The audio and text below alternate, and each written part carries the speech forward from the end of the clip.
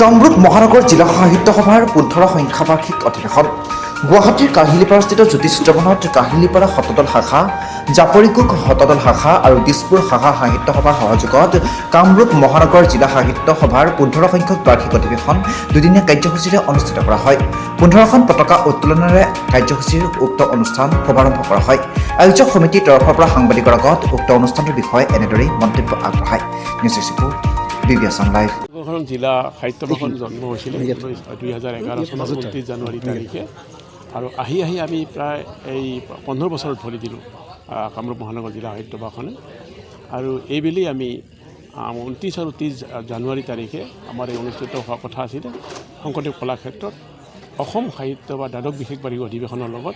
কিন্তু আমাৰ কিবা এটা অসুবিধাৰ বশতঃ আমি সেইটো অনিবাৰ্য কাৰণবশতঃ আমি পিছুৱাই আনি ১৪ আৰু ১৫ অৰ্থাৎ আজি আৰু কাইলৈ আমি জ্যোতিষিত্ৰবনত এই মুকলি মঞ্চত আমি অনুষ্ঠিত কৰিবলৈ লৈছোঁ।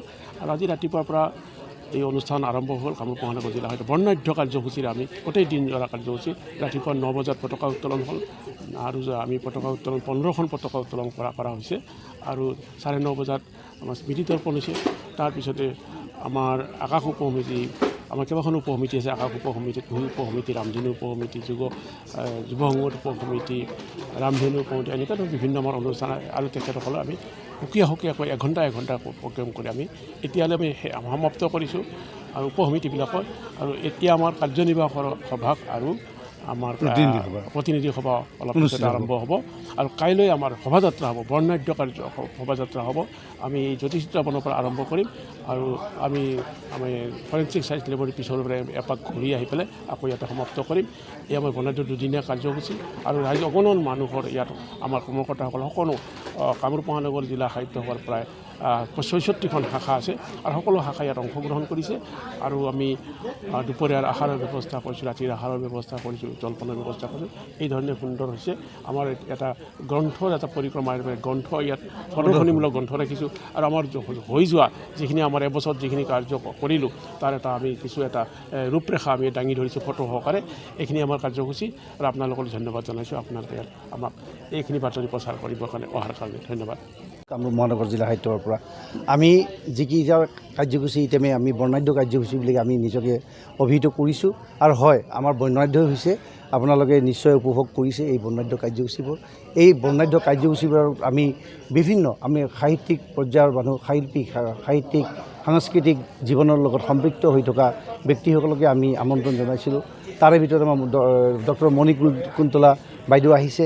তাৰপিছত আমাৰ ডক্টৰ জয়ন্ত মাধৱ বৰাদেৱ, তেখেত সাহিত্য একাডেমী বঁটাৰে বিভূষিত হোৱা। তাৰপিছত আমি মাতিছিলোঁ ডক্টৰ উপেন ৰাভা হাকাচামদেৱক মাতিছিলোঁ। তাৰপিছত আমি ডক্টৰ দয়ানন্দ পাঠক, এগৰাকী ভাৰতবৰ্ষৰ নাম কৰা এগৰাকী অনুবাদক, বিশিষ্ট অনুবাদক। তেখেতক আমি যিয়ে কীৰ্তন ঘোষা আদি কৰি তেওঁলোকে অনুবাদ কৰিছে, তেখেতক আমি মতায়ন কৰিছিলোঁ। কিন্তু আমাৰ দুৰ্ভাগ্য কি কেইগৰাকীমান আৰু বিশেষ ব্যক্তিক আমি মাতিছিলোঁ, যেনেকুৱা আমাৰ মেয়ৰ ডাঙৰীয়া, আমাৰ মঞ্জু, আমাৰ পৰিচালনা চলচ্চিত্ৰ জগতৰ পুৰধা ব্যক্তি মঞ্জু বৰা বাইদেউ, এনেকৈ আমি তেওঁলোকক মাতিছিলোঁ। তাৰপিছত আমি মাতিছিলোঁ এগৰাকী সমাজসেৱক গৌতম দাস বুলি তেখেতক মাতিছিলোঁ। এনেকৈ আমি যিসকলক মাতিছোঁ তাৰে ভিতৰত আৰু এগৰাকী শিশু সাহিত্যিক সুৰেন্দ্ৰ মোহন দাস ডাঙৰীয়া কুহিৰ কাৰণে আমি মাতিছিলোঁ। এওঁলোকক মাতি আনি আমি আমাৰ প্ৰতিটো অনুষ্ঠানক এনেদৰে আমি আগবঢ়াই লৈ গৈছিলোঁ যে আমি সকলোৰ আগত আমি সুখী প্ৰশংসিত হৈছোঁ। সেয়ে আমাৰ আনন্দ লাগিছে আজিৰ দিনটোৰ কাৰ্যক্ৰমীবিলাক লৈ। কিন্তু আপোনালোকে জানি সুখী হ'ব, কাইলৈ ইতিমধ্যে আমাৰ সভাপতি ডাঙৰীয়াই ক'লে, শোভাযাত্ৰাৰ কথা ক'লে যদিও আপোনালোকে জানি ভাল পাব যে কাইলৈ আমি অসমৰ বিশিষ্ট সাহিত্যিকসকল, যিসকল আমাৰ পুৰধা ব্যক্তি, প্ৰাতঃস্মৰণীয় ব্যক্তি, তেখেতসকল ক্ৰমে ধৰক আমাৰ প্ৰাক্তন সভাপতিবোৰ সকলোকে আমি মাতিছোঁ। আৰু তাৰ মাজতে আপোনালোকে শুনি সুখী হ'ব যে এই যি 15খন আমি পতাকা উত্তোলন কৰিছিলোঁ আজি, আমাৰ এই প্ৰাক্তনসকলক লৈ আমি তেওঁলোকৰ দ্বাৰাই আমি পতাকা উত্তোলন কৰিছিলোঁ। আৰু কাইলৈ আমাৰ মুকলি সভা হ'ব। মুকলি সভাত আপোনালোকে শুনি ভাল পাব যে আমাৰ কামৰূপ মহানগৰ বাৰ্তা বুলি এখন আমি বাৰ্তা আলোচনী আমি এখন প্ৰকাশ কৰিম, যিখন সৌভাগ্যক্ৰমে আমি 3মহীয়া বাৰ্তা হিচাপে, বাৰ্তা আলোচনী হিচাপে আমি সেইটো পৰিগণিত কৰাম বুলি আমি অনুভৱ কৰিছোঁ। আৰু যিটো 15 বছৰ বুৰঞ্জীত ইতিহাসত আমাৰ এই কামৰূপ মহানগৰ জিলাৰ যি ইতিহাস, এই ইতিহাসত নজিৰবিহীন তিনিমহীয়া তেনেকৈ আমি বাৰ্তাৰ কোনোদিন ওলা নাই। আমি আশা কৰোঁ সেয়া বাতৰি ইতিমধ্যে আমি পালোঁ। আমাৰ সেই সমিতিখনৰ প্ৰকাশন যিটো আমাৰ উপসমিতি আছে তাৰে মুখ্য সম্পাদক হিচাপে আমি নৰেন ৰায় ডাঙৰীয়াক আমি দায়িত্ব দিছিলোঁ। তেখেত হ'ল আমাৰ সেই সমিতিখনৰে তেখেত আহ্বায়ক।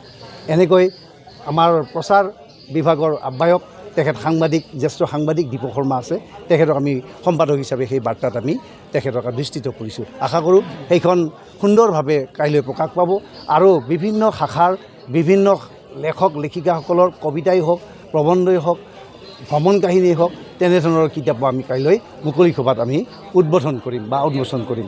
এইখিনিয়ে আৰু আছে, বাকীখিনি আপোনালোক ভৱিষ্যতে নিশ্চয় ভাল দিন আহিলে আপোনালোকক আকৌ ব্যক্ত কৰা হ'ব।